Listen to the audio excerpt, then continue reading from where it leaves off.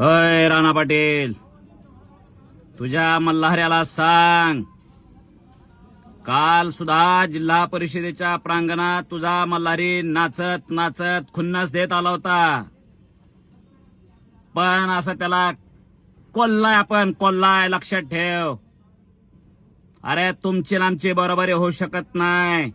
एक सर्वसामान्य रोजगाराच्या घरातला मी पोरगा आहे, पण तुमची जिरवली. शेवटच्या दिवसापर्यंत तुम्हाला झुंजवलाय. अरे तुमचा इतिहास काय, मल्हाऱ्याला समजावून सांग. अरे तुम्ही आधी निजामशहा सोबत मॅनेज झालेल्या औलादी आहे.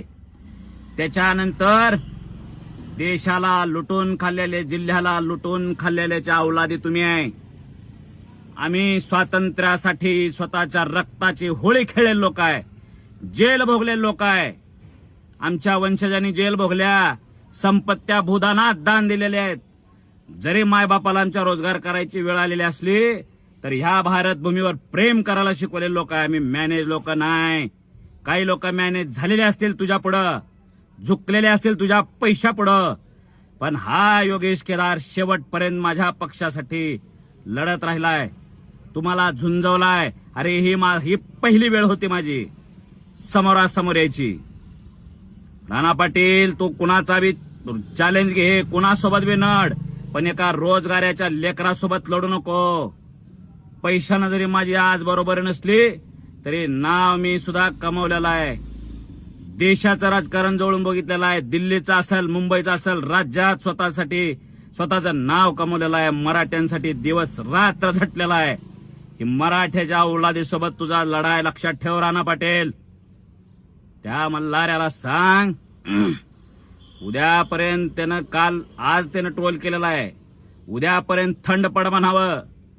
नाहीतर फटक्यासोबत अरे हम नंगे को खुदा बेडरे म्हणतात. आम्ही नंग्यावर लक्षात ठेव. आमची काही लोक मॅनेज झालेले असतील म्हणून तुझा डाव साधलाही असल, पण योगेश केदारचा नादाला लागू नको. राणा पाटील, चॅलेंज आहे तुला. सांग, आज पण सांगतोय. तुम्ही राजकारणामध्ये एवढ्या अनैतिकता पळता होय रे. पैशापुढे सगळ्याला झुकवायची भाषा करता होय रे.